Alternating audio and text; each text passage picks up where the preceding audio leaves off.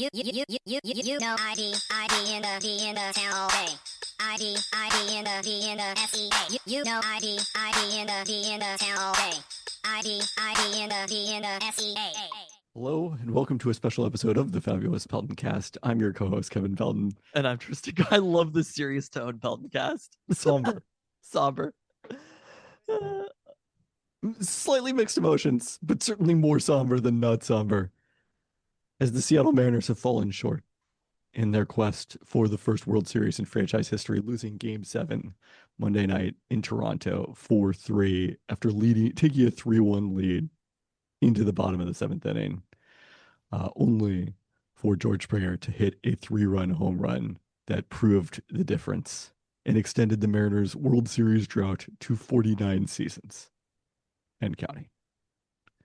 With that, it's time for your favorite segment? Don't burn yourself.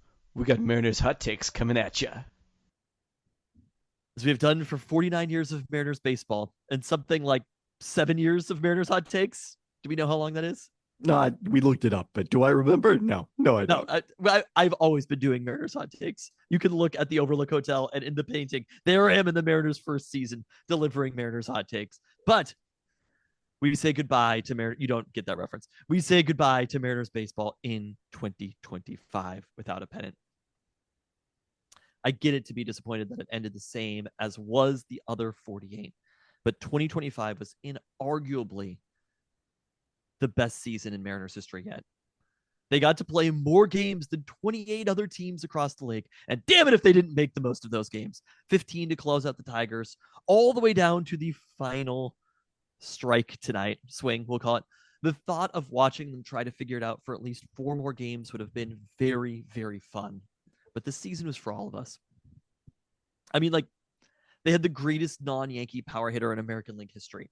They beat Skubal. Greatest non-Yankee? Or greatest period? He surpassed Aaron Judge. Babe Ruth didn't hit 65 home runs in a season. Roger Maris? Okay, yes. We will go cumulative. Fair enough. He's number one. Okay, the greatest power hitter in American League history. They beat Skubal twice in the LDS. They had the winner of the home run derby, retired a number for the first of 2 consecutive summers, a first, and won the fucking ALS for the first time in 24 years. But those moments were all for the masses. I was thinking about this take. What I expected to be delivering, because I'm not a smart person, this one after the Mariners were off to the World Series. But the season belonged to all of us. Long-term fans like myself, you, and Jimmer. No, but actually, those of us who've been there for all of the ups and downs of the season. Just glancing at the schedule, and I'm kind of getting emotional about thinking about us watching opening night cloud a victory. That Friday night 11-inning slugfest with the Giants. Do you remember that one? The Sunday when we went for your birthday party, seeing Robles get hurt at the beginning of the season. Oof. When you're at the beginning of the season, every game feels so important at that point. Going to San Diego and sweeping them to take a commanding lead on the Vetter Cup, as it was starting to appear Cal was doing something special. Watching on my phone while we were at Wings and Waves somewhere deep in Oregon, because I was just desperate for more baseball. The Cole Young walk-off fielder's choice in his debut that you also were at. Ben Williamson's debut, as well as picking up a couple of hits. The swoon in June when we got swept by the Orioles and losses to the Angels. You remember being at that Orioles game, and despite the Cal Jack, we were just like, this is a 500 team at best. The brutal loss to the Yankees in the midst of that sweep, and absolutely hating Jazz Chisholm, but blowing it after the gem that Wu threw. I definitely do not remember hearing Rick Riz so disappointed than that game. And then following it up after that with the sweep of the Tigers to close out the first half of the season, where the Mariners could not be stopped in the 8th and 9th innings. I remember it was hot as fuck in Seattle that weekend, and Luka was playing a tournament in Puyallup and absolutely raking in a 13U tournament. It's funny how the magic of baseball is that it brings you back to what you were doing while listening or watching baseball games that were happening. but then beating Mizorowski 1-0 because of another Cal Jack. Honestly, one of the most fun Mariners games I've ever been to. Just casually walking throughout the stadium, sitting in a bunch of different seats. Canzone coming on later in the season and walking it off against the White Sox for another sweep. July 30th, do you remember this? Losing to the A's, but trading for Gino mid-game and not caring at all about the outcome. A couple games later, the JP walk-off against the Rangers and the bat flip that he had when that happened. I was laying in bed with children and had to be absolutely quiet when that happened, making no noise. And I just like silently pumped my fist. The run that followed that, and then the deep swoon that succeeded it, going to the East Coast and losing all those games to the Phillies and the Mets when we felt like the season might be dead at that point. The Leo Rivas walk-off homer, followed the next night by the Harry Ford walk-off sac fly. Stressing about playoff odds throughout all of August and hoping for a wild card before they rattled off 17 of 18. And then casually ending the Astros and the absolute desperation we felt around the Wu injury. To the second to the last home series with those back-to-back electric nights against the Rockies, clinching the playoffs, and then the AL West with Cal hitting his 60th homer. All the way to how rocking T-Mobile was just a couple weeks ago for its first playoff series as the higher seed in a couple of decades. Jorge hitting 2 homers off of Skubal, Humpy finally doing it, and the Polo walk-off, and Gino and Wu in Game 5. Those were the moments that defined the season for the Mariners, plus so much more. So thanks for listening along with Mariners Hot Takes in 2025, allowing me to talk about the boys of summer, my classic American summer, processing getting older, ennui, getting angry over the decisions of their ex-catcher manager, and also growing to love him, I think. The Gas brothers, and the roster with no holes. I have a feeling that the next one might also lack holes, even if they re-sign Tommy La Stella this offseason. So anyway, this was a season for us. The ones who remember all of those moments and more and lived and died with them along the way. It's a long season, but this one was the absolute most fun of them. One that was rewarding even in the down times. Players and situations we'll remember for the rest of our lives. So excuse me if I'm not that down about the outcome tonight, because the real hard part is going to be waiting until the next one, because baseball is the fucking best. And we're the second to last team who has to say this, but there's always next year. Wow. First off, to fact check you, they only played more than 27 other teams. They are the 28th team, and then 2 are in the World Series. That makes 30. Sure, fair enough.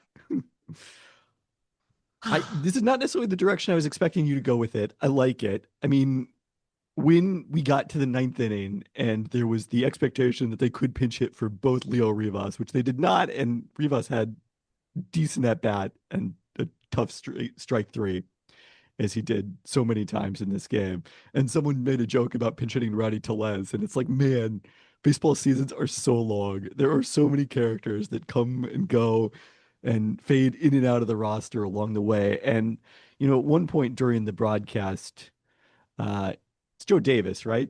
Who does the play-by-play for this, mentioned that like Game 7 compresses everything you love about baseball into a small part.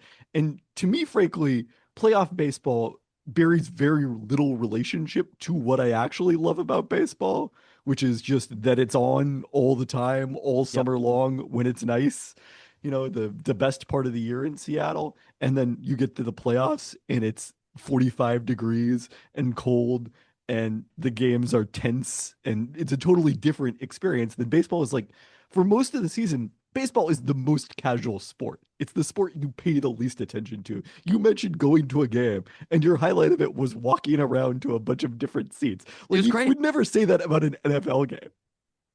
That's the beauty in many ways of baseball, which disappears entirely in the playoffs. And it becomes what it is still fun in its own right. I mean, my next thought is I had such a pit in my stomach after the homer. And yet the George Springer homer? Yeah. No shit. Okay. Yeah. But like, Game 6, I wasn't that emotional about, maybe just because of the fact that I knew that there was a tomorrow, that it wasn't do or die for the Mariners. But yeah, that one I really felt it. But what I want to say is I can't wait to feel that feeling again. Yeah, the darkness is part of it. This is a more fun place for a Mariners fan. I just I mean, we spent a lot of time in the other place and we wanted to be here. That's the thing. The whole time, no one was like, "Hey, isn't this great? The Mariners are making the playoffs." Yeah, we had plenty of experience with that. So I'd like to try the other part. I will say, like, this is gonna sting for a long fucking time. I just They were I they were 9 outs away from the World Series. They've never done it. I It's think the that's an closest they've ever. essential part of being a Mariners fan and what makes it fun and what defines it. I am like so deeply okay with this. And look, had they gone, You're a also, little too okay with it. it's but to me, I was just kind of like my favorite part about it. I'm like looking through the schedule and I'm like, this was my life throughout this summer, and baseball's in the background of all of it. And that's kind of what you're talking about, how it's like a casual part of what we do, but it's like I'm like living my life, and baseball is there as this point to go and be a reference for. You know what I mean? And I think that's what's special about the sport of baseball. And it takes you through the best part of the year. It literally is just like a capstone of like, here's the only thing it doesn't hit is Christmas, but it's like, here you go. I'm going to start in the beginning of the best part of the year, and I'm going to end right at the very end of the best part of the year. And then it's not going to be there. You have to fucking go fend for yourself for a few months, and you don't get baseball. So You got to heat yourself by the stove of the off-season rumors of in this case. By the way, you mentioned that it's going to feel like a long off-season. It might especially feel like an off-season if there's a lockout that extends well into the 2026 campaign, which seems very likely, especially if the Dodgers do go on to win the World Series in easy I thought that was fashion. happening next year. No, it's happening. Isn't it now? I think it's the next season. Oh, I think you're okay. wrong with that. I think it's 2027. Yeah, you're probably right. So I think we have a year on that one. Well, that's good news. But that's like the fun part for me. And I kept being like, all playoffs, I kept being like, why don't I care? Why don't I care more about this? You know what I mean? Like, what is it about me that is like so, like, I remember being so upset about regular season losses. You know what I mean? Like, if they would have lost a game in August, and it's like the just getting there, which maybe this is the most Mariners thing possible, but like the just getting there and getting to keep going and getting to experience that, to me, is like the most fun part. And I think that's what would be true about the World Series as well. I don't know. I mean, I think this year's World Series, it actually would have been kind of fun because it would have just been, it's all gravy. They did the thing they've never done before. They're playing the Dodgers. There's nothing but upside here. But I do think that like needing it to be appointment viewing is what almost like changes it for me. Cause like the way that I'm like, you're casually in and out of a baseball game, and I'm like at baseball for a lot of the summer while it's happening. And it's sort of like, oh, this is happening. And I'm like, I'm going to tune in for a few innings here or there. It's not a like I'm watching every single pitch type of sport. It's kind of like life is happening and baseball is coming along with me. And I think that's why it's important that the team was good during this time period as well. And that's why it's been really fun these last few seasons. But it does feel like I don't want to get ahead of ourselves, because it's a fucking crazy sport, and a team could be good and could just be bad the next year. Like Or the there's inverse is the Blue Jays last Yeah. year. tomorrow is not promised in this sport. Absolutely not. And so you have to try to Odds are Cal Raleigh is probably not going to hit 65 home runs next season. like, some players will be worse and some players will be better. Like the reality is it'll probably look more like 2024 than it did 2025. The pitching staff will regress, the hitting will regress, all things will regress. Like it probably will look more like this season might be the outlier, but also that might equal about the same record. The team probably will still be pretty good next year, but I don't know. You can't guarantee it. No, absolutely And not. And that's why you can't take it for granted and have to, enjoy every miserable moment of the Yeah. playoff run. I thought it was Are a we really gonna- fun game. Like I really just, it would have been more fun if they'd won. and I just like, even the second guessing the decision and putting in Bizardo, I'm like it's never a given that any pitcher is going to give up a 3-run homer. And it's also No. never a given that any pitcher is not going to give up a 3-run homer. And it's like Bizardo has been good. I didn't feel like it felt a little bit too easy to be like, this failed miserably, which it did. Obviously, it cost the Mariners their season, that particular decision, but it feels a little bit outcome based to me to just be like, Of this course, was it's the wrong totally decision. outcome based. But I do think, like, as soon as again, I should have double checked this afterwards, but I believe it's Joe Davis who's the play-by-play for these games. As soon as he mentioned, "Hey, why don't they have Munoz warming to face the top of the order in the seventh here?" It it seemed obvious that that's what they should have done. Or whether it was to maybe start the inning with Spire and have Munoz ready to go if things got in trouble. Bizzardo, as terrific as he's been all season, and as little blame is he should be given for what happened tonight. Not that I feel like there's a lot of it out there. I think it's at Dan Wilson. Like, all that can be true. What you're saying can be true, and at the same time, you know, Bill Simmons' book on the Red Sox winning the 2004 title, "Now I Can Die in Peace," has always been kind of like an emotional touchstone for me about these new fan experiences of advancing deep in the playoffs, going back to when the Seahawks made the Super Bowl for the first time in 2006, not long after the publication of it. Uh, One of the things he mentions in there, talking about the Red Sox losing Game 7 in 2003 to the Yankees, the Aaron Boone game, is that ultimately it was a microcosm of the season, that these cracks that were there all year revealed themselves. Well, the Mariners bullpen has been their biggest weakness, at the very least since the trade deadline, but probably all season. It's what they chose not to really address at the trade deadline, in the way that a lot of other teams did at a high cost in favor of bringing back Gino Suarez. And that obviously had some great moments during the playoffs, but tonight, sadly, was not one of them.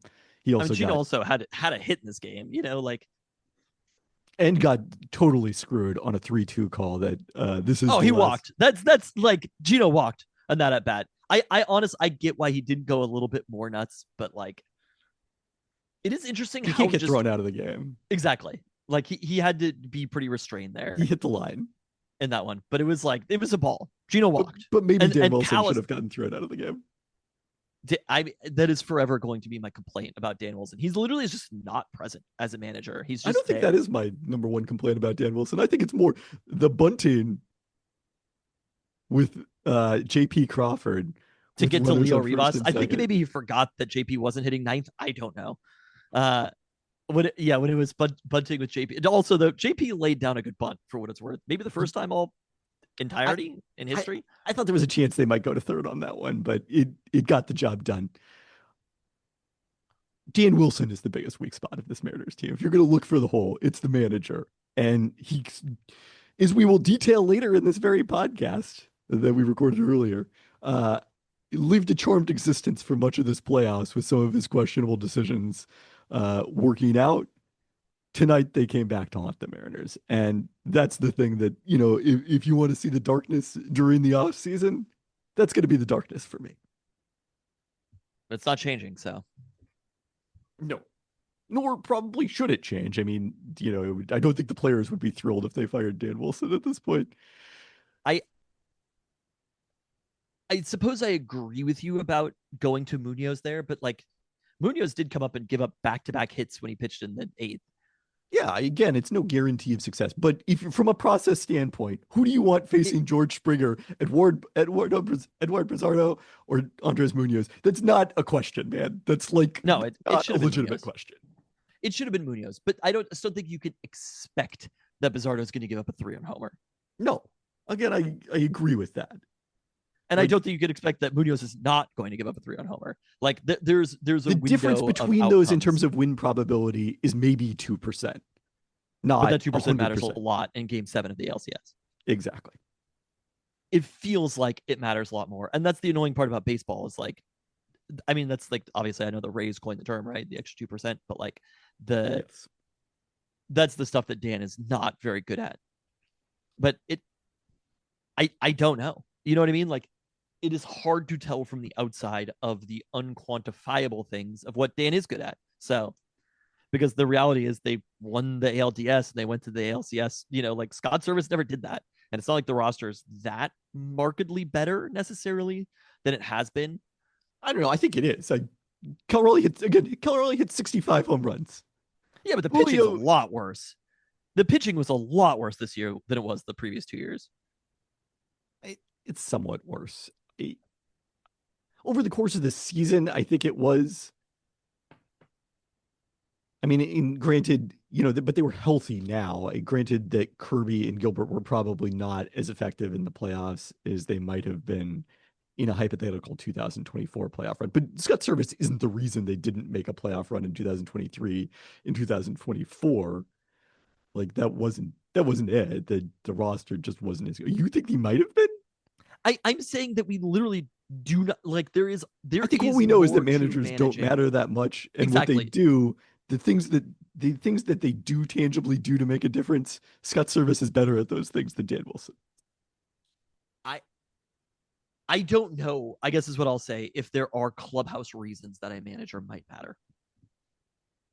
Does that make sense? Like, if Cal's season happens from having it, I mean, Scott Service is also a catcher, so like it's a little bit different. But like we don't know, obviously. Like, you can't just assume that it's necessarily going to be exactly the same. I would have felt more comfortable playing that game with Scott Service as the manager than Dan Wilson at the end of the day. I mean, I agree with you on that piece, but I'm just saying throughout the season, there could be some intangible benefits of what Dan Wilson does as a manager. That's what I'm saying. His record has been very good. I wouldn't want to fire him. Like, that's, even though I just want him to fix the things. He's not going to fix the things. Dan is, it was so funny. He's not Pete Carroll. Again, the listeners can't see you raising an eyebrow.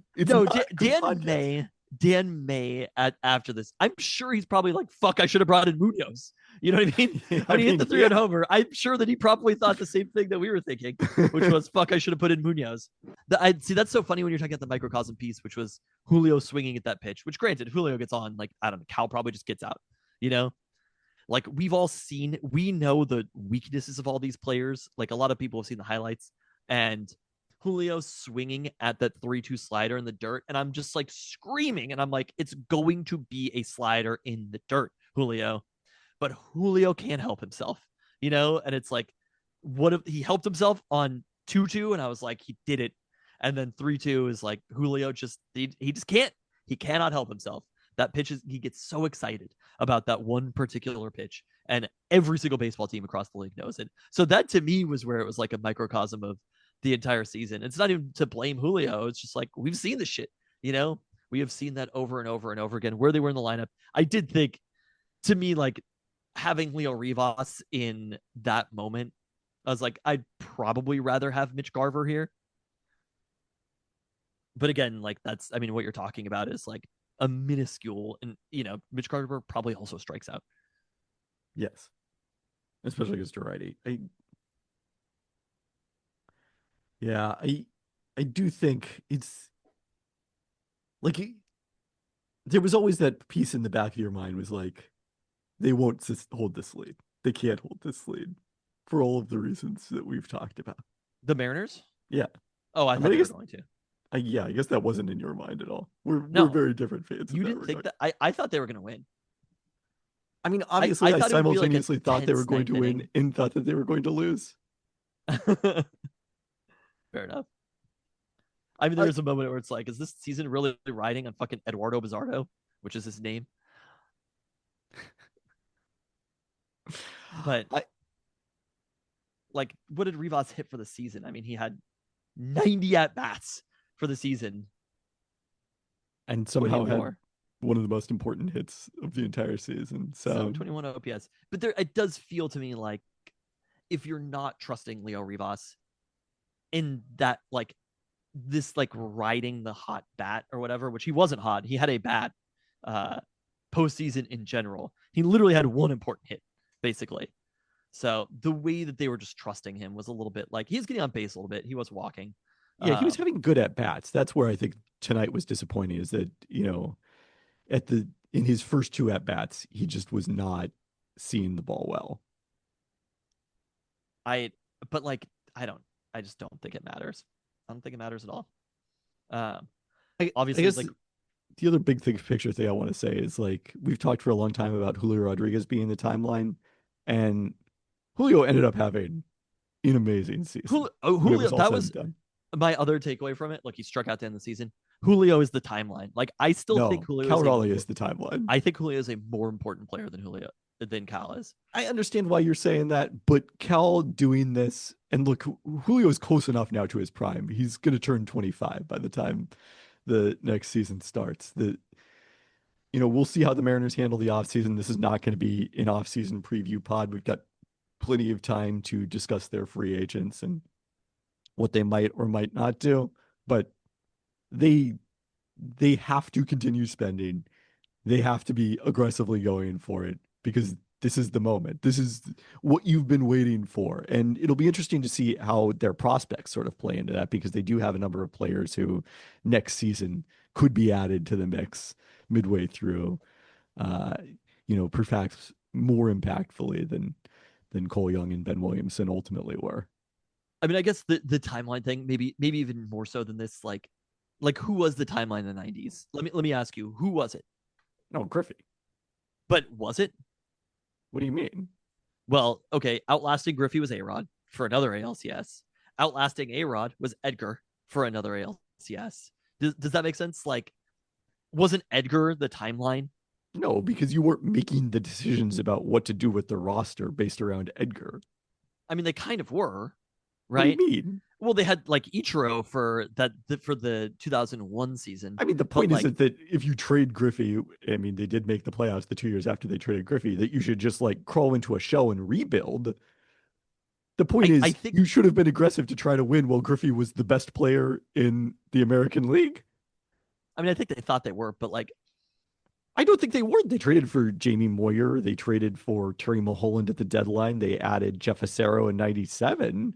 Up until the Randy Johnson trade, I think they were like pretty aggressive in terms of trying to win now. And even the Johnson trade, like they fucking traded away Jason Varitek and yeah, they were probably too aggressive trying to win now, quite frankly. But I'm just saying, I guess there could be multiple timelines. I don't think there has to be one player who is the timeline, but the timeline can shift, but at any given point, there is one timeline. Okay. If you ask me on this day, October 20th, 2025, who is the more valuable player by WAR or whatever in the 2026 season, to me, it's Julio. That's a really interesting question, and I look forward to the debate about it in the Discord. And I think Julio it's going to be more important for him to be good. Like, it has to be Julio. I don't think it has to be Julio. Kelly just might have won MVP this year. I don't know.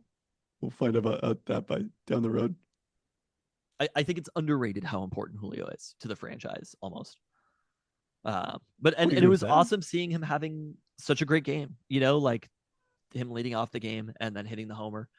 It's just when it works for Julio, and he's gonna figure it out. Like I assure you that Julio is very aware of his deficiencies at the plate sometimes and the types of things that he's not good at.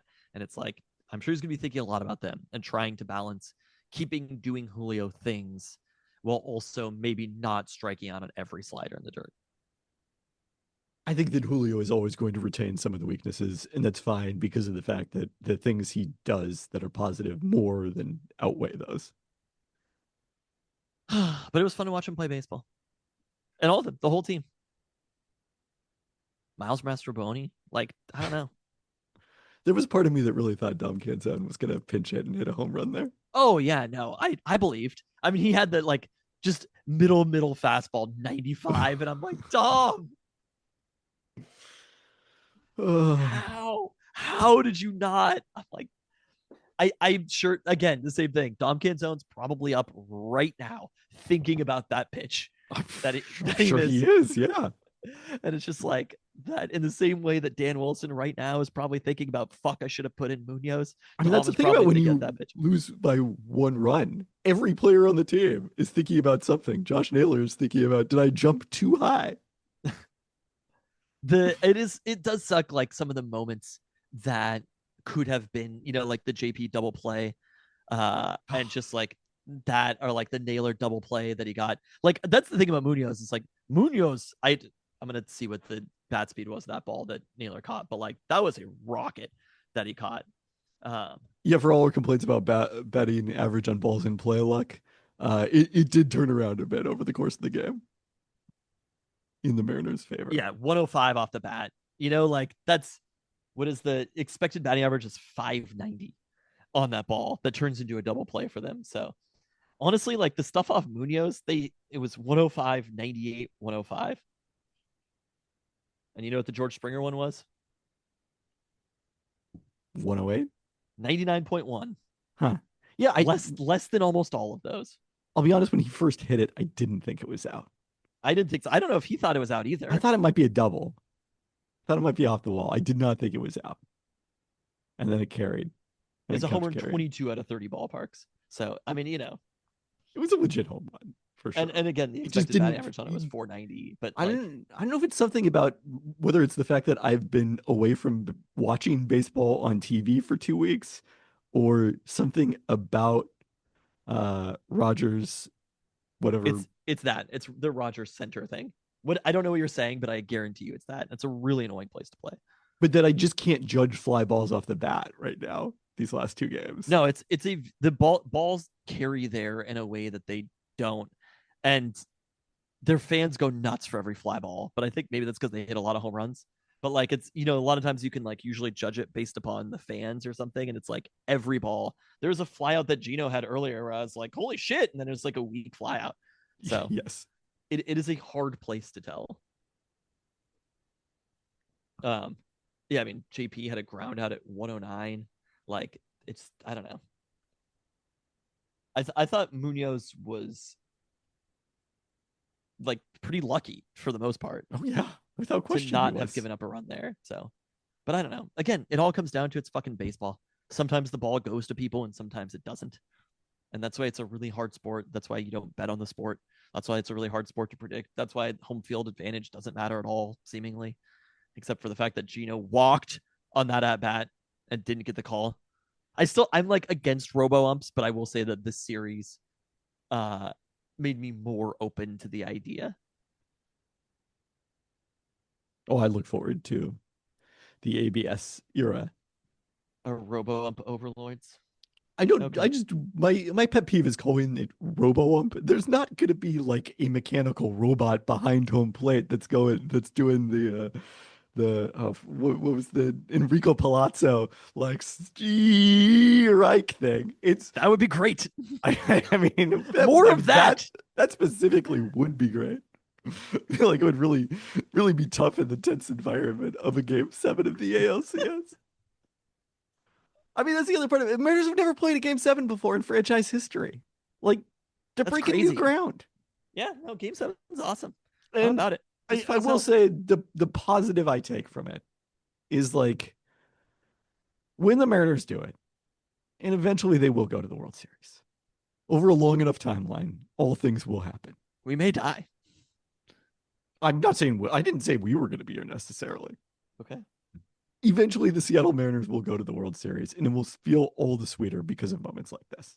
Their expected batting average for the game was like a full 100 points higher than the Mariners. Yeah, I think the Toronto was the better team over the course of the series. The last thing I want to say is there was a lot of talk about this being the most important game in franchise history.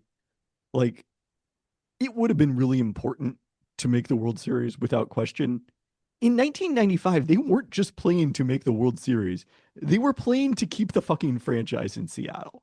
And one of the things that we as Seattle sports fans know as well as just about anyone is you can't win if you're not even in the game. Yep. If the team had moved in 1995, there would be no 2025 playoffs. So the 1995 playoffs, ALDS Game 5, that will always be the most important game in franchise history, even if they win the World Series in 7 games. Also, baseball just doesn't matter anywhere near as much now. 30 years has passed and baseball mattered a lot more in 1995. It mattered more, but I don't know. As much as the NFL is king, and to your point later in the podcast, there were more people at Lumen Field tonight than there were at T-Mobile Park as we make this transition. All the sad fans wearing Mariners jerseys that they showed on the ESPN broadcast after the final out. Were you watching both? Was I watching both? Yeah. Both games? Yeah. No, I wasn't. Oh, okay. No, I did see that. Yeah, when I had flipped over when they did show that. You're saying at Lumen Field. Yeah, no, I was not about to watch the Blue Jays celebrate. Yeah, no, that was the dude who had it on his like giant like screen thing that he was like showing forward for some reason. It was kind of perplexing, but it worked well for TV purposes.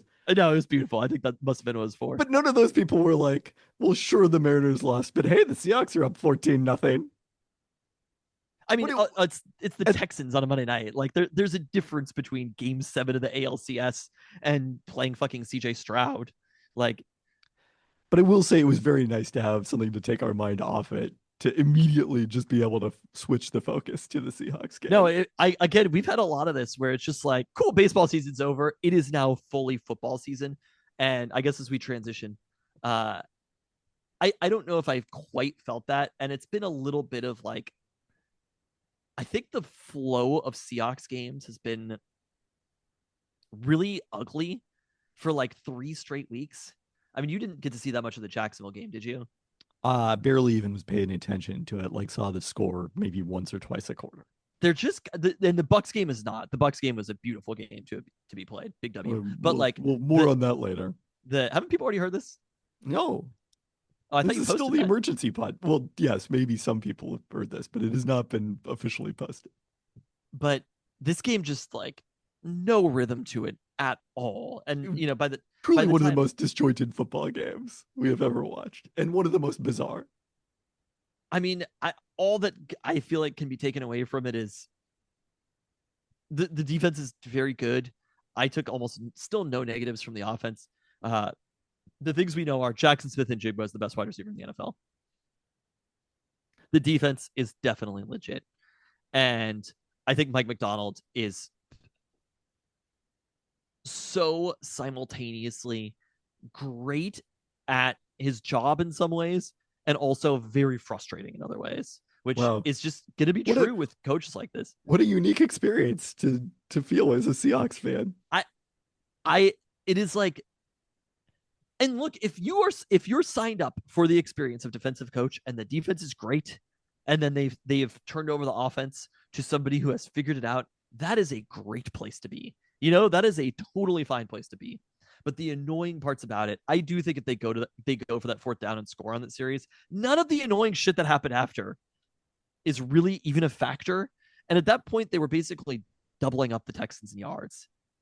And I thought it was a good play call it was like 3rd and 16 or something like that. Maybe it was 3rd and 15 to dump it off. I thought it was a good play call. I thought Ken Walker, to me, I view that as like, if I'm Ken Walker, that's who it was, right? Why am I not seeing? Oh, that must have been a run, I guess, technically. Because I'm not seeing any receiving yards for him. But I'm just like, fuck you, coach. Like, I've done so much work to get us within like feet of the 1st down on the other side of the field, and you're not willing to try to go get 1 yard because of how scared you are. I mean, that play to me, look, they ended up winning the game. The game was probably over at that point either way. But because of that, because of everything that happened, it reinforced my perspective that they should have gone for that 4th down. Because if they do that, they pick up that 4th down, they score there, it's done. Good night. And instead, they didn't, the Texans were never really in the game, but it was the same as the Jaguars game where it's kind of like, can we just like close the door here? And I think Mike Macdonald has been very, very, very bad at that. So, and that's why they've lost some of these games at home. And it is going to, unless they get more aggressive in these situations, not even aggressive. It's like when you get to the point that the broadcast is like, you should go for this 4th down, you should go for that 4th down. Unless maybe it's Greg Olsen. But like beyond that, like if Louis Riddick is like, I'm surprised that it's funny how they like Clint Kubiak came into it. It's like Clint Kubiak, not his choice, but like I'm sure Clint Kubiak. No, he was like, saying they should be. He should be. Mike Macdonald should Clint be giving Kubiak a play to Clint. Yes. Yeah. But like it is a go situation. And if Louis Riddick is saying that, that is a go situation. And that, I mean, I don't know what it netted them, 28 yards or something. 30 It was 38 yards. Okay, great. I mean, even the fact like the Texans didn't move the ball after that, and the Seahawks defense played well, but it's more about just don't let people hang around in the game. And that's by doing that, that's what you do. By not scoring more points, you're letting them hang around. Yeah, I would agree with that. I mean, it was a weird game on so many levels. 4 turnovers for the Seahawks that really Really, Cooper Cup had one of them. I think Cooper Cup threw an interception. 4 turnovers for the Seahawks, which somehow understates the number of turnovers they probably should have had. 2 plays where it seemed like they should have had safeties and got 0 safeties. I saw none of that. I heard Steve Rabel talking about we were like driving around looking at Halloween lights, and Steve Rabel brought that up, and I was like, "What?" He was like, 2 safeties that I called. He's like, "I've been wrong so much. What the hell do I even know?"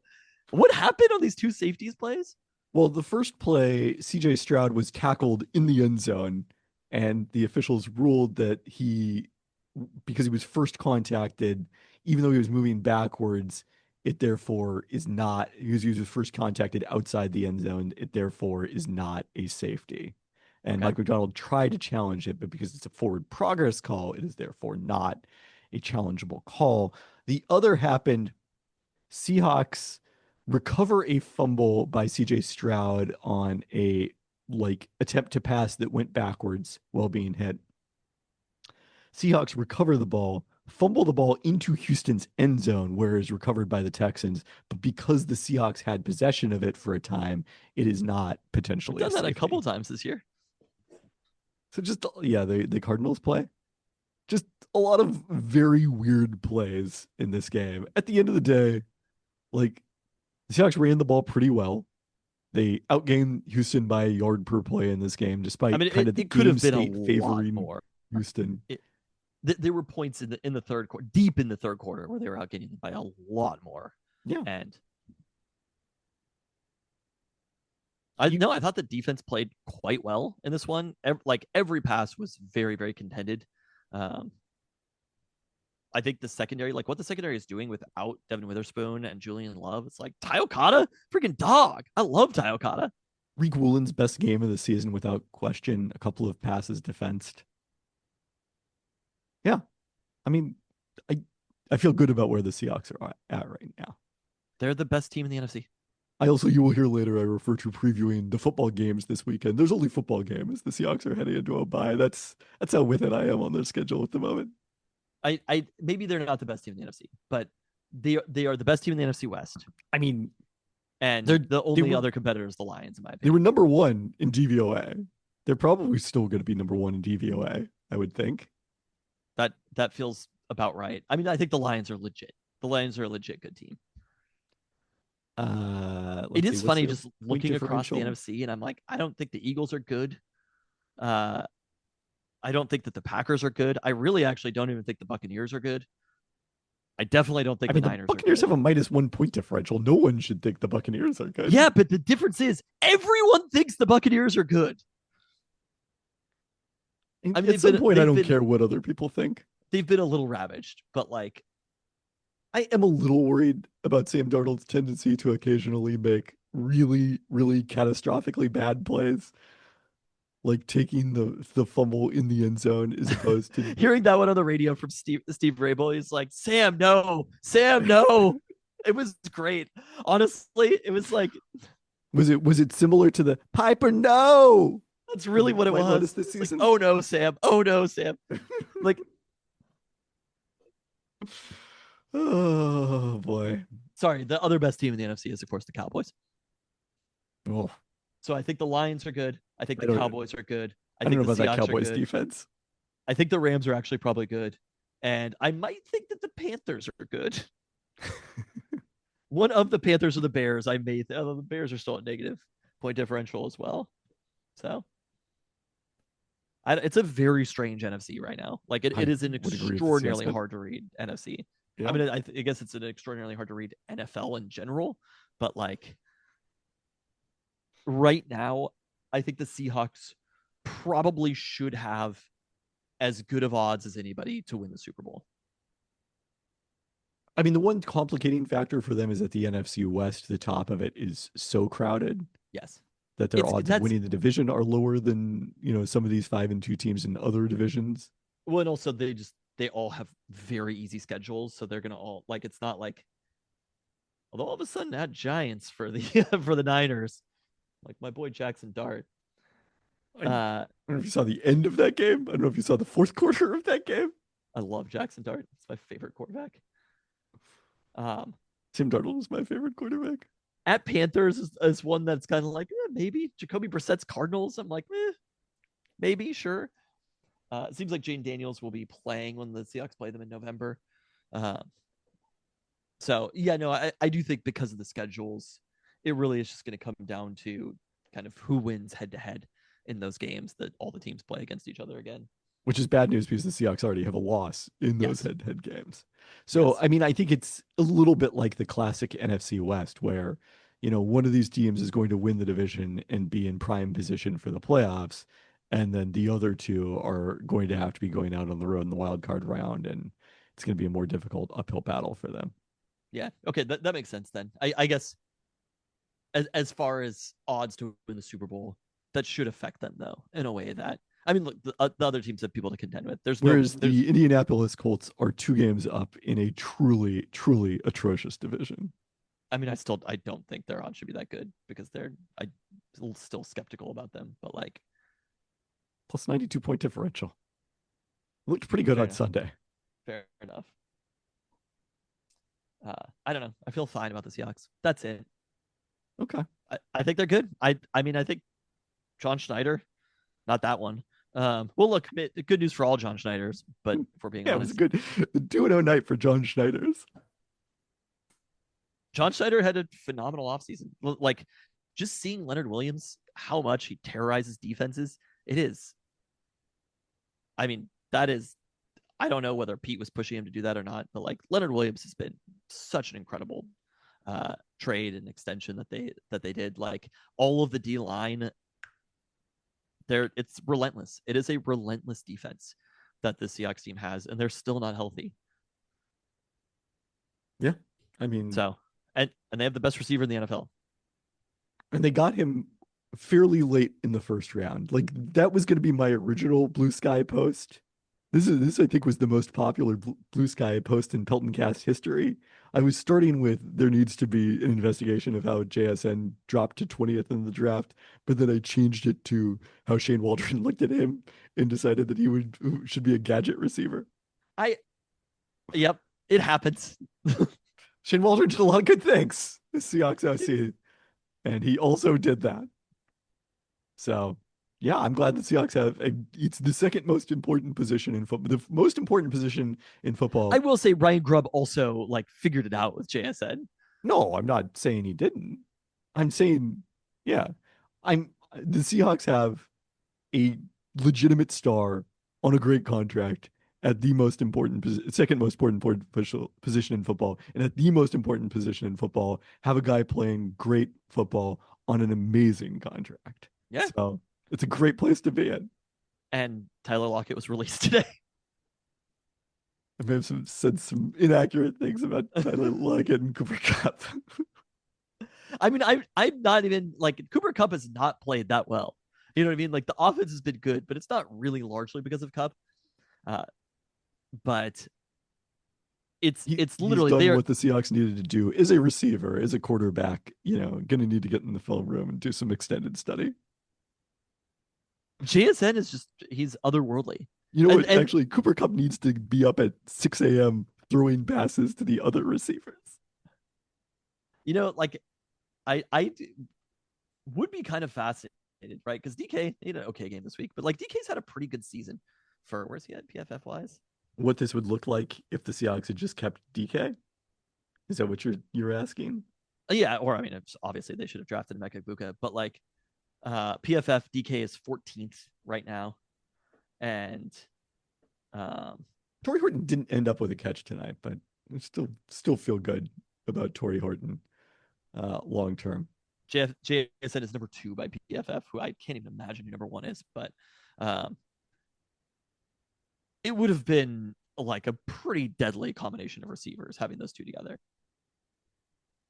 with Darnold. And I mean, that could be why, like, the Geno Smith regression, when people think about Geno Smith, it actually could have been maybe DK Metcalf and Jackson Smith and Jigba can make almost anybody look really good. Possible.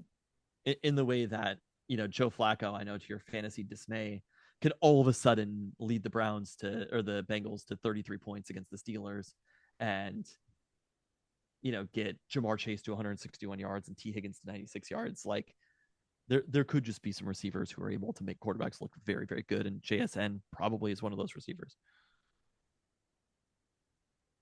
But It's exciting.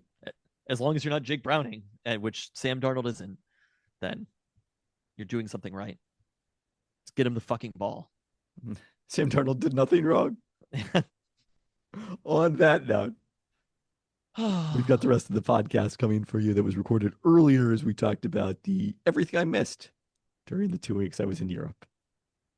So, and then possibly later this week, a preview of Illinois, which we probably should. yeah, and the roundup.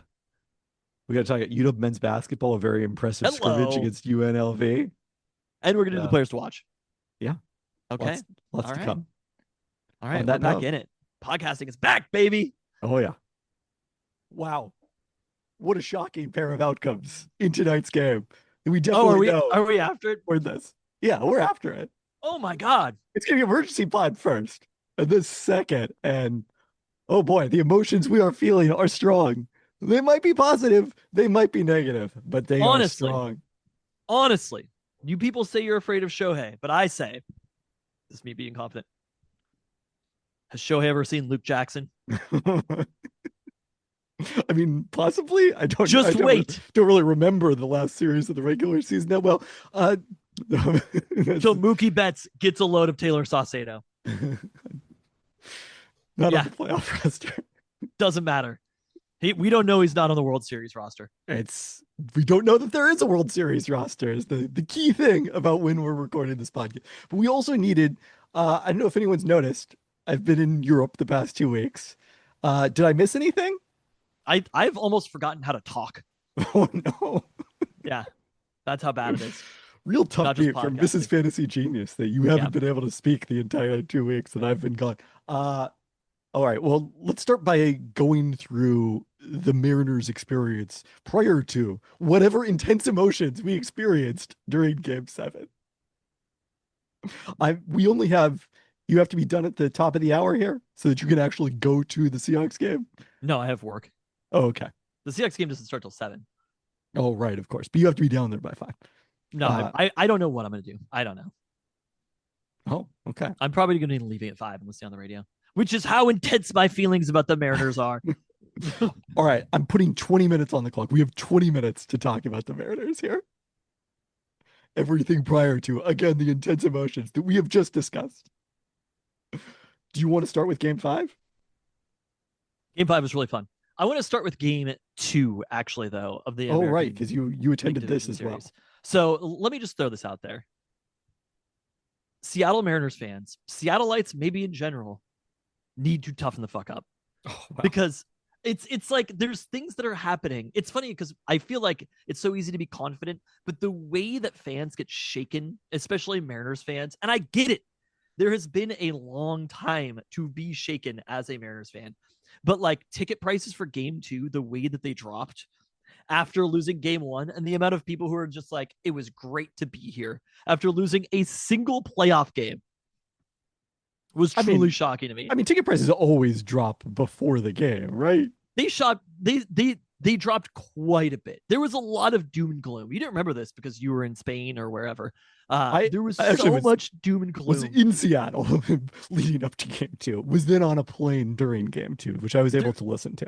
Throughout the fan base after that. And they're just like, it's not supposed to be easy. Like, you want to get to the place because it's harder. I've been complaining about this because the Seattle Times, after the Mariners dropped Game 3, and people were like, well, nothing's ever easy for the Mariners. It's like, what the fuck, man? It's the ALCS. We're not the Dodgers. The Blue Jays haven't been to the World Series since 1993. It's easy for the Dodgers. I grant that. It was remarkably easy for them.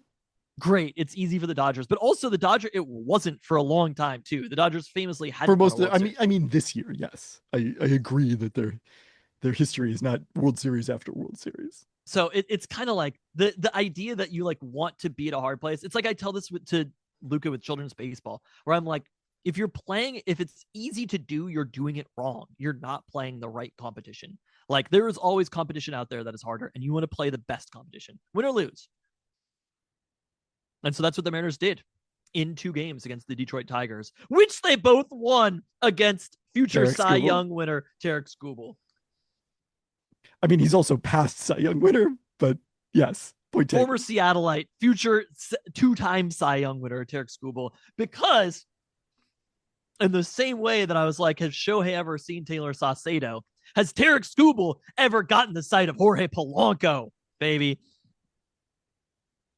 I mean, he has. He's lost all his games against the Mariners this season, right? Incredible. And just low key, like looking back at all these moments to get us to the place that we're at right now, win or lose, to the place where we feel these emotions, positive or negative. It is all of these like little micro moments. I remember there being in 95 a newspaper story by the newspaper that you mentioned earlier that was like Jay Buhner had a play where I think he hit a home run and then made an error in the outfield and then hit a home run again to win a game in Cleveland. That Do you sounds remember about that? right. Yeah. And I remember the headlining saying, Which I believe was game 3. from hero to goat to hero on that headline. And it was like, that's one of those micro moments that you have. Like that playoff is remembered from the double, obviously. Like that's it. And then maybe the like crying at the end of it, Joey Cora and Alex Rodriguez. But like Mariners legend Alex Rodriguez. Thank you. Some of us remember Bullet Bob Wolcott starting game 1. Although I had forgotten because I did ask after the Mariners won game 1 of the ALCS, have they ever led an ALCS before? Which the answer was yes. Have they ever led an ALCS? Oh, like led the series. Yes. Not led a game where they did that.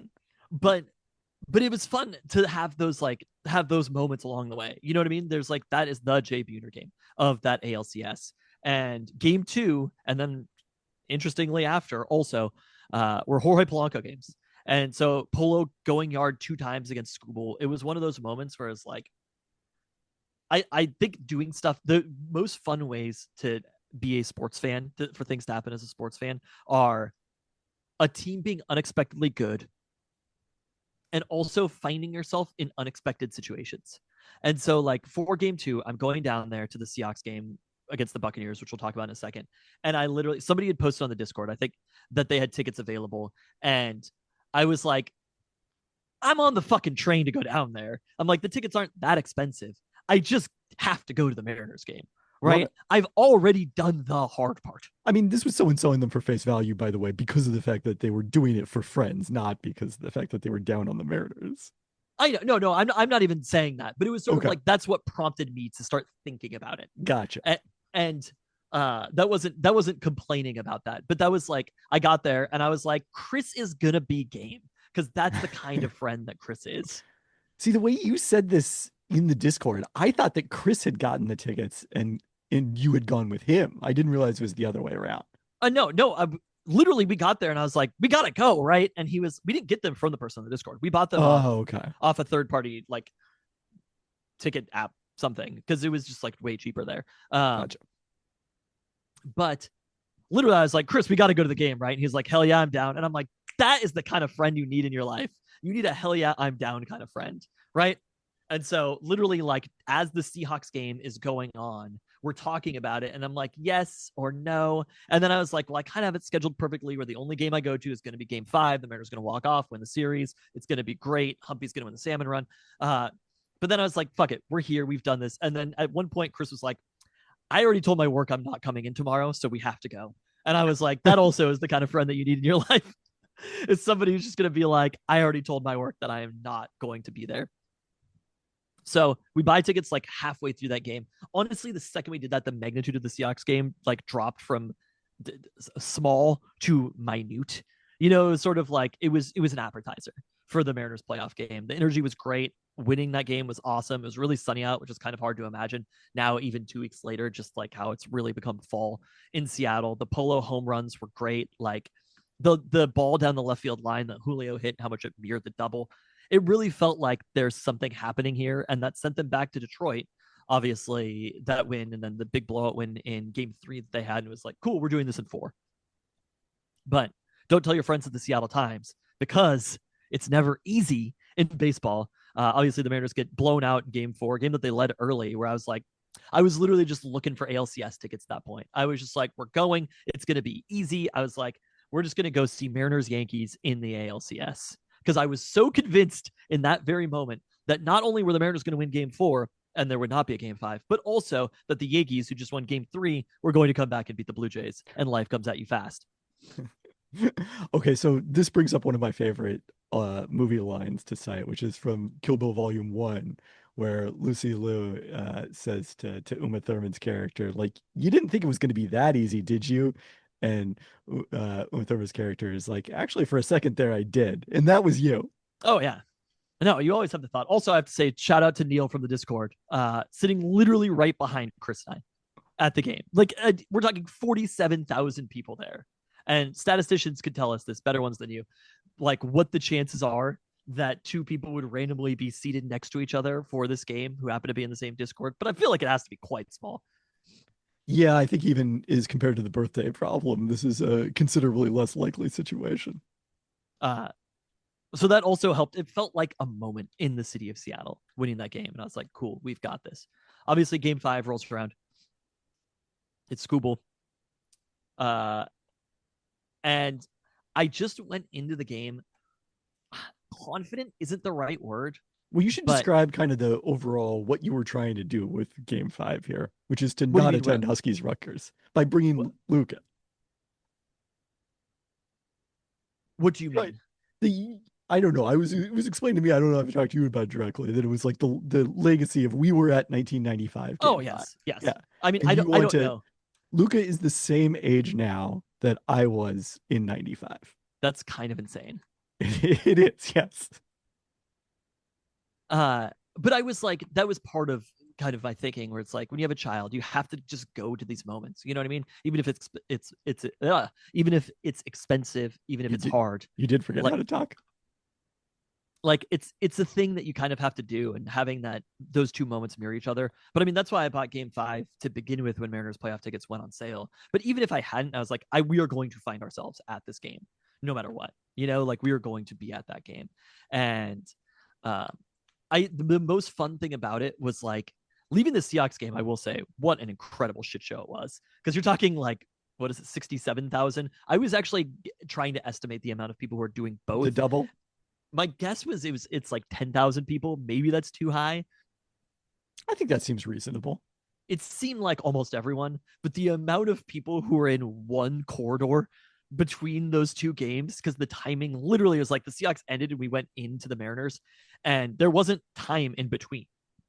Basically, like we walked in, we had like 15 minutes or something to like charge our phones before the Mariners were starting. So it was pretty fast. But when there are game 5s like that, and you're hosting in Seattle and important games like that, like, I don't know, it felt like to me like it was an important moment to be at. And watching on TV is one thing, but witnessing it live is a completely different thing. And that energy that you feel when you're at the stadium, like literally, people, our cousin, did you know this? Yes, Mom told me this. I just like somebody tapped me on the shoulder, was like, "Hey, stranger," or whatever. It's like, long time no see. And literally, our cousin who we hadn't seen in years saw her for the first time, like second time after your wedding, right after that. And they helped us get into the game. But also, there's just tons of people around. Like, you're looking around, you're like, wow, it is crazy how many people I know. Same thing happened in game 5. One of Luca's baseball teammates, his whole family just popped up, and they were like, hey, let's go in together. And there's just a lot of energy surrounding it. Like the whole city feels like it's there. And I think that's one of the fun moments about it. I remember going to Sonic's playoff games, and that was kind of how it felt too, where you're just like, this feels like a moment that I have to be at. Yeah. And energy. It felt very similar being in my hotel room falling asleep before the Mariners game 5 started. The other thing that I felt was, I was like, people are amped the fuck up at this game. And the other thing that I said to Luca was, because the people in front of us kept standing at completely random times, and he was getting like a little bit annoyed about it. And I was like, at some point, it just becomes a baseball game.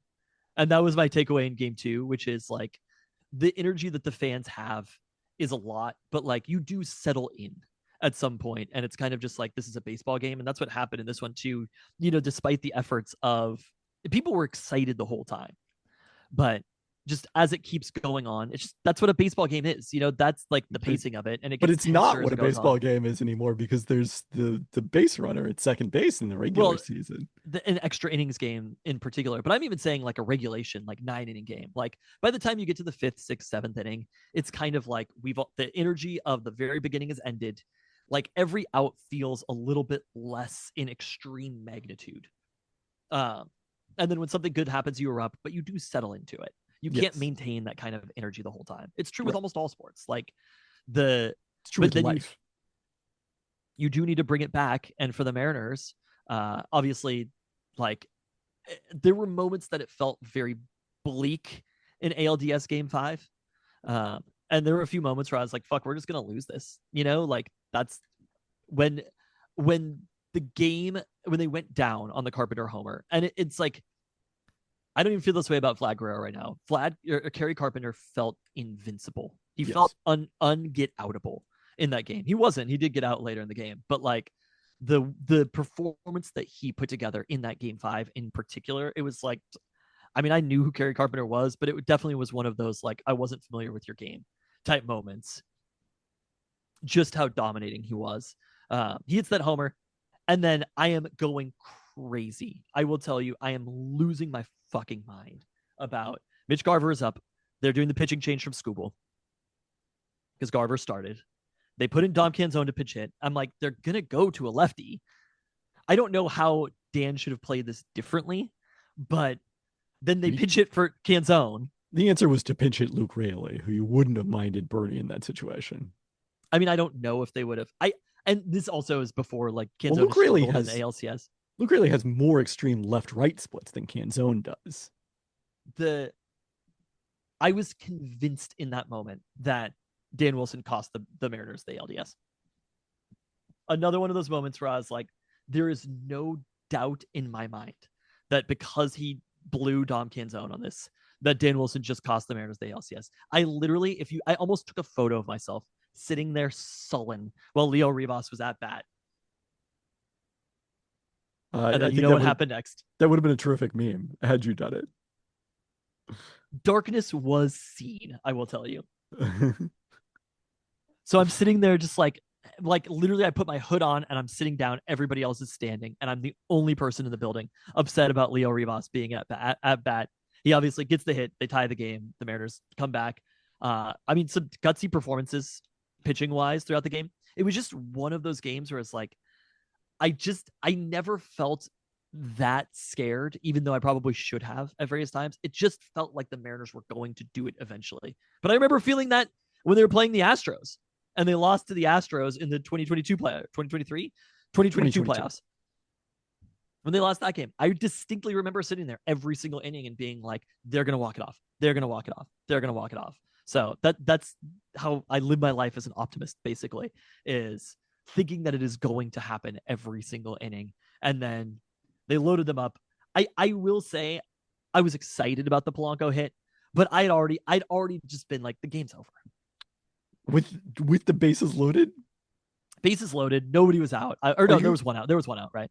Yeah, I mean, even nobody out. That is the faith that I have with Jorge Polanco. For Jorge Polanco, where I was like, Polanco's at the plate. It's done. You chalked it up as a W. We'll talk about a Noble Tiger situation in a second here.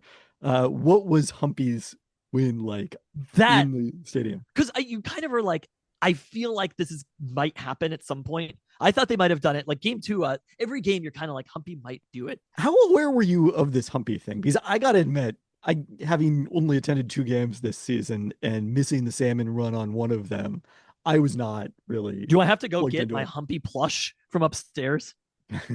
How aware am I of Humpy? I mean, no, because we only have 4.5 minutes left in this segment, but I don't want to. I would respect it.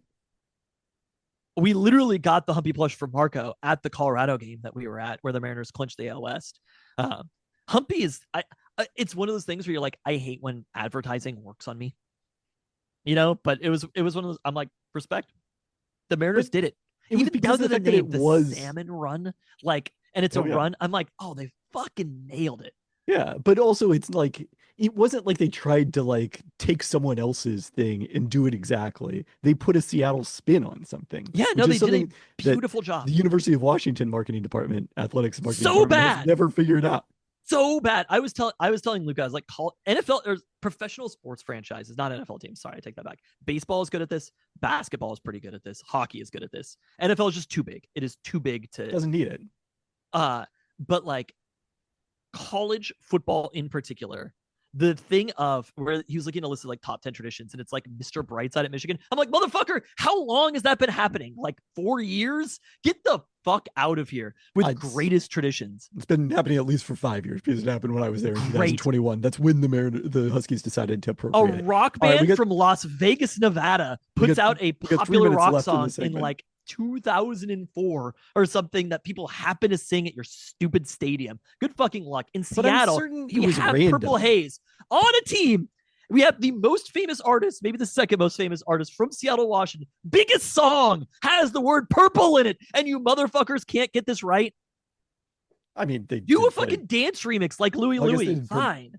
It's Purple Rain that they've played after the big wins when teams. Purple Rain is okay because, but like, I'm okay with that because at least they mentioned purple. But the like tradition of you just play a song, get the fuck out of here. That is not a tradition.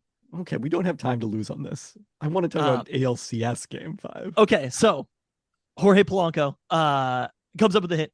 I'm like, it's perfect. It is a perfect moment, and he is the perfect hero to have in that very moment. It was well pitched across the board. It really felt like, I was thinking this before the ALCS. I was like, the Mariners kind of did in the series what we kept saying that they could do in a playoff series.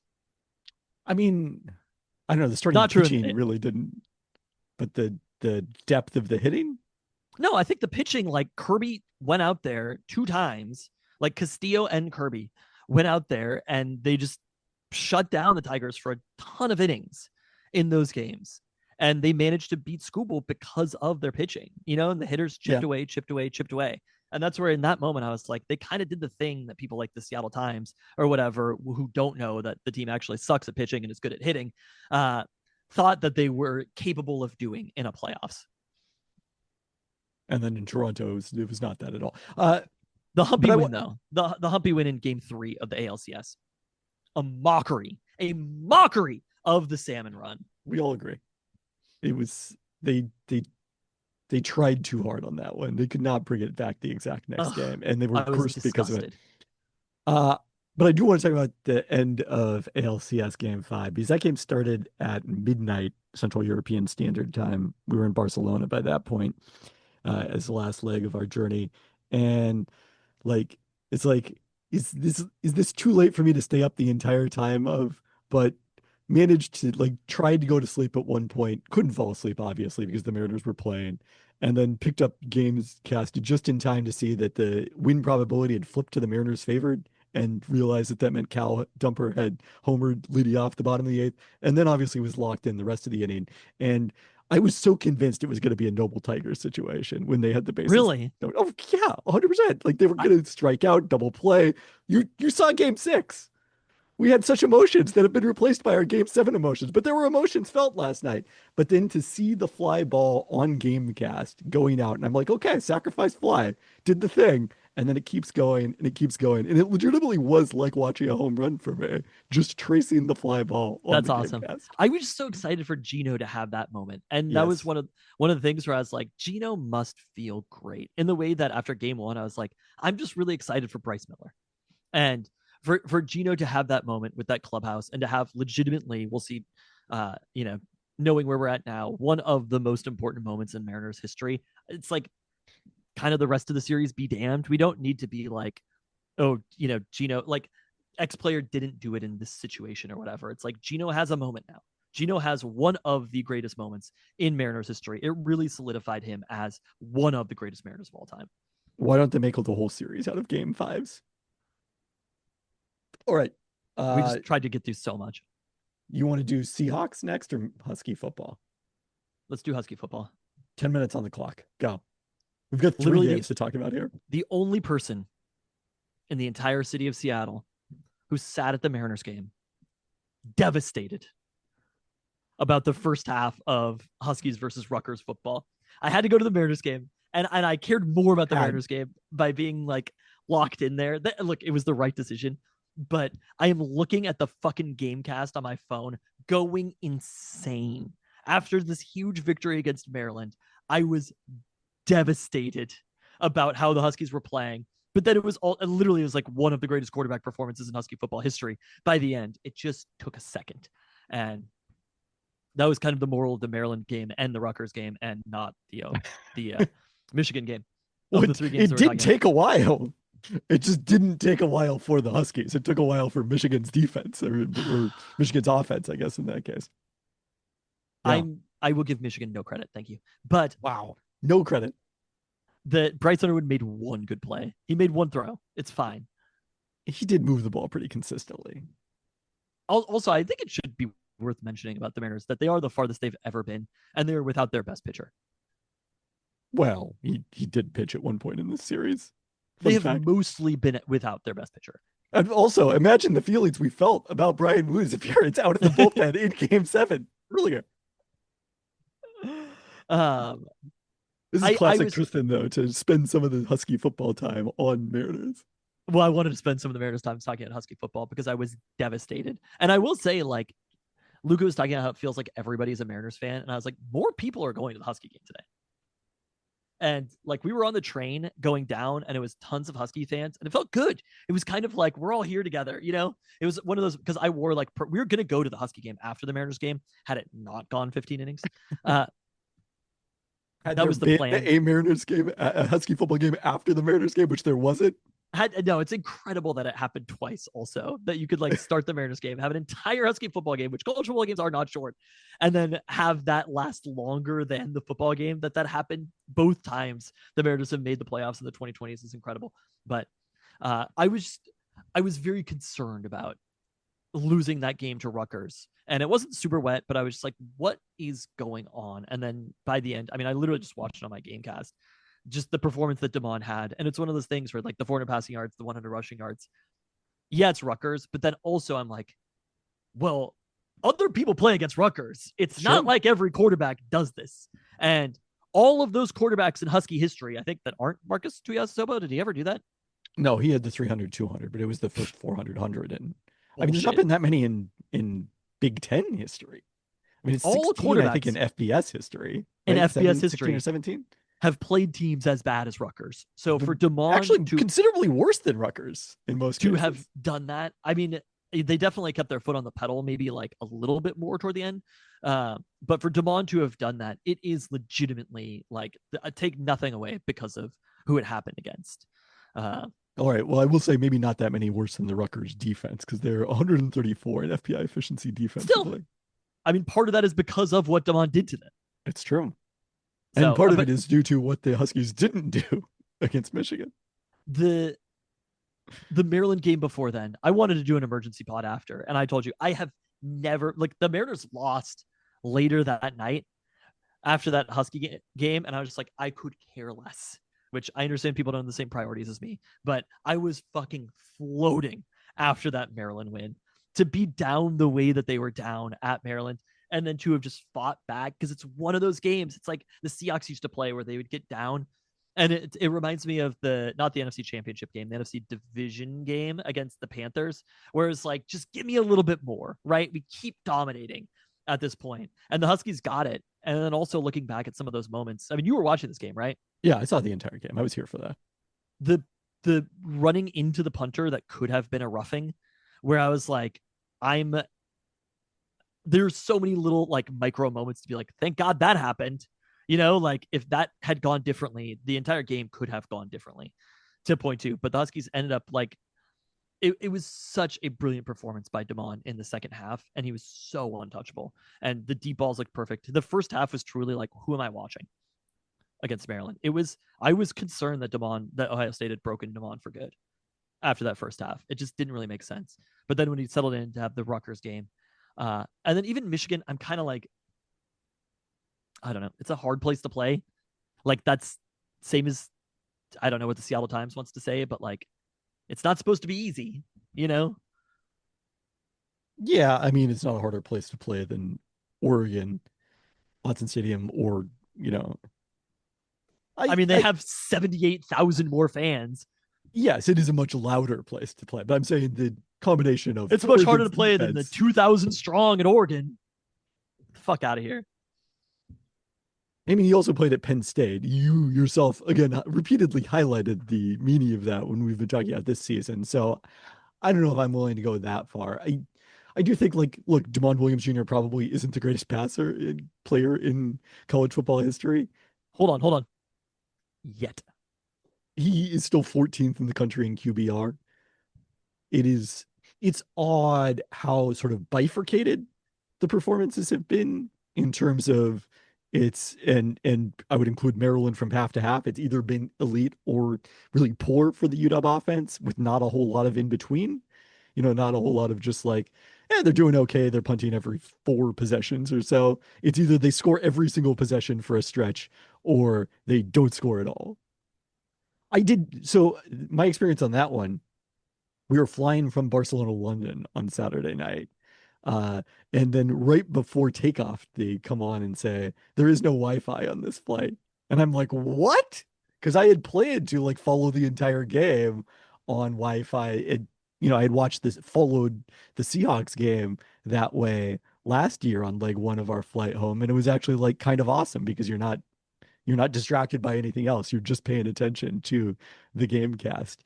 And then instead, like basically we took off around halftime. So I had seen the Huskies driving, didn't know that they had scored the touchdown, but assumed that they would score the touchdown to tie the game, would have the ball first to start the second half, and then land at Heathrow and turn on my phone and it's 24/7 Michigan. So that was a bummer. No. I don't know. The pace, there were a lot of injuries. Jed has to figure out how to get Demond. They need to figure out another pace. Because I think the one thing you can look at between the two games, or all of the games, you're talking about the bifurcated nature of it. Rushing yards for Demond, 68, 64, 88, negative 28, 54, 136, negative 19. Yeah. And granted, those are probably the 2 hardest defenses that they've played also. So it's going to be worse, but like there has the Maryland to be defense actually is much better than Michigan's defense. And he played a pretty good game. I felt like Maryland's defense played quite well in that one, and they did a pretty good job of handling Demond. I just don't think Demond played a bad game against Michigan. Like, honestly, I don't think they played a bad game at all. I think that you can look at it almost like drive by drive, and they just, I'm the biggest Jed supporter that there is. Jed's teams are not well coached. Like the 2 particular Jed teams that we have seen are like very, very bad at the small stuff. Consistently. And they had a bunch of really stupid fucking errors. And these like false starts, the Gary and Hatchett false start on the first drive killed them. They just can't come back from it. Even like the field goal, I think they had to kick it because it was 3rd and 9, but Grady Gross missing that field goal was just like, when you hit a 48-yard pass against Michigan, you have to score, and you have to score touchdowns. The other punt after that, there was like, even these false starts, 2 false starts on that series. And it's just like 10 yards, boom, gone. With the way that they were trying to run this game, they can't have those small mistakes. And then the series coming out of the half, like 2-yard run, incompletion, boom. And kind of the game is sort of over at that point. Jed also I think Jed thinks like, and Jonah wasn't having like an amazing game or anything in this one. 16 carries is probably the most that he's had all year, I would guess. Jed thinks like I think when I play college football, which he's just like, we got to go score and we got to go score fast. He really wants to push it in a way that sometimes you have to have a different mode. Which Michigan had that mode. I don't think the Huskies offense has that other mode yet, and they should be able to with this offensive line and this running back core. But like, that's just. What about this offensive line though? Because there's a lot of injuries. We're running out of time here. We got to talk about the Seahawks, but hopefully they will get Carver Willis back for the Illinois game. But without him, it has been a bit of a struggle, I would say. I think Demond made one really bad play, and it screwed them on the game. I mean, like, we literally were talking. This is 2 minutes and 9 seconds left in the 3rd quarter. Michigan punts the ball on a 4th and probably should have been challenged. And they punted the ball. That is the game. With 17 minutes left, that should have been end of ball game. Huskies come down, score a touchdown, and then Michigan is never able to get back on it. And Demond made a really bad play. They go and score a touchdown right after, and then it was over. So the third interception obviously was like just should have been caught. Demond was just throwing it up. But like the second interception was they weren't on the same page. Maybe you could blame Demond, but ultimately the entire fucking game came down to that one play.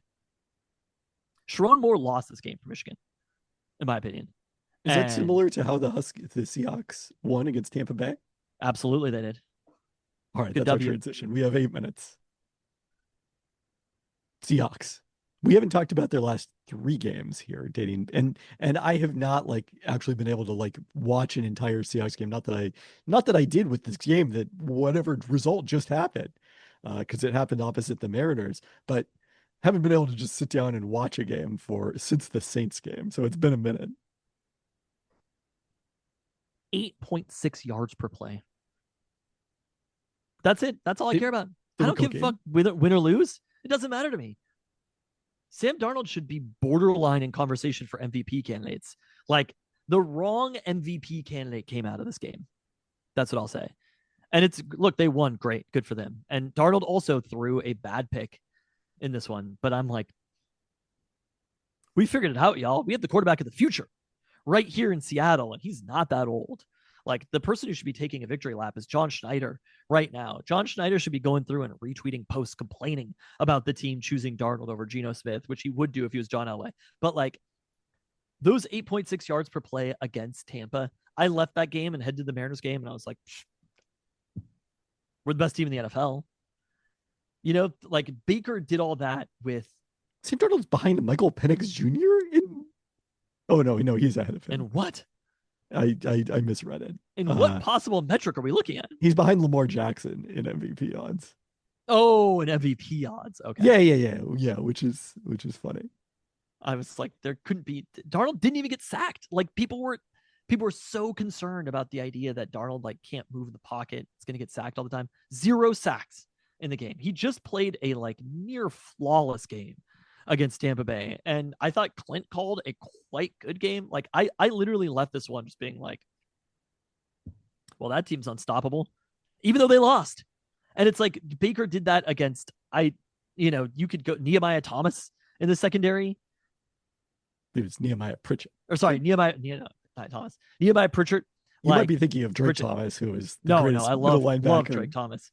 Yeah. But like Ty Okada, like the defense there was a little bit too much Tyrese Knight, if you ask me.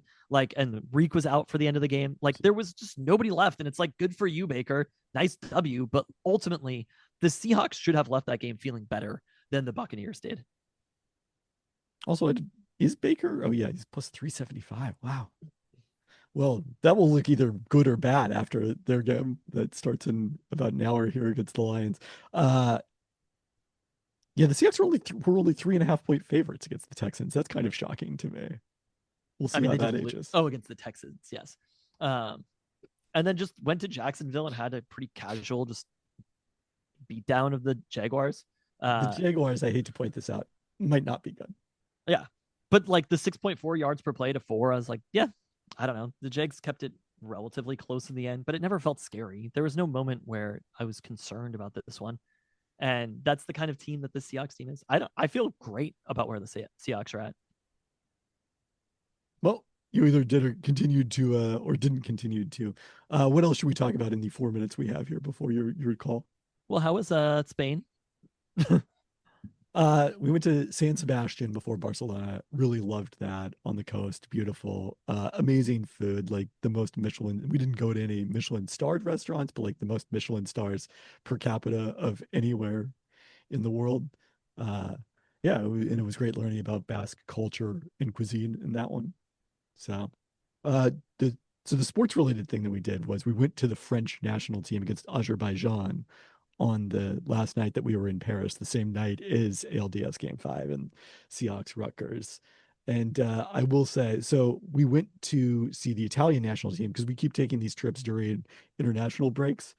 We saw the Italian national team play Belgium the year before, and I was like pretty disappointed by the atmosphere. It just felt like a soccer game. The French, I hate to give them credit, you know that.